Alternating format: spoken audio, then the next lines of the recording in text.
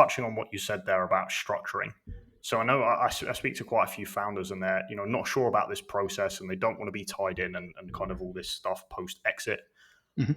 What have you seen is the kind of common divergence between kind of founder goals and reality when it comes to an exit? And yeah, are there kind of anything that leads any common things that lead to deals falling over essentially that could be avoided? Good question. There's one that I was dealing with today, Dutch company, and got a LOI through letter of intent through to purchase the company on a asset deal. So they would acquire the trademark, the inventory, and basically all of the assets that the business owns. Again, getting really technical into deal structuring, but they'd acquire the assets into their company.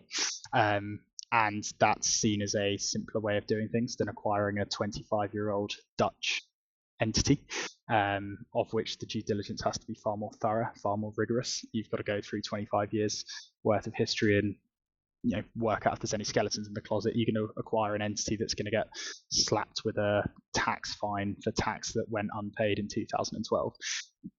We've worked with them. I would highly doubt that is the case, but the buyer doesn't know that. So you've got to spend a lot more on due diligence, lengthier process, and blah, blah, blah, blah, blah. So that's just a top of mind example that might not be relevant to 90% of deals, but just an example of all of these kind of things you wouldn't even think about that can mess up deals. Now, fortunately, we got the news a few hours ago that they're going to move that to a share deal offering, and all is well and good there. Again, there's pros and cons to both.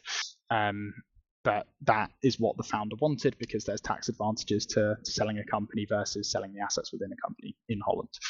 So super niche. But yeah, deal structuring is another big one.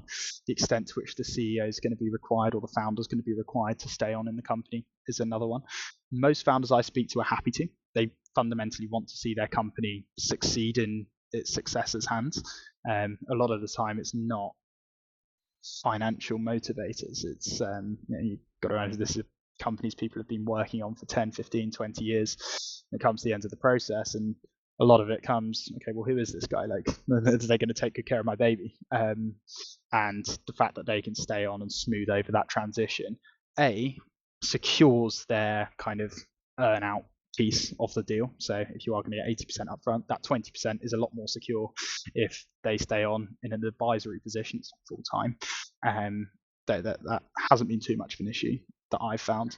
But there's loads of things that can come up in due diligence that cause issues, and be here all night if I told you about the amount of deals that have fallen through because of really bizarre, wacky things.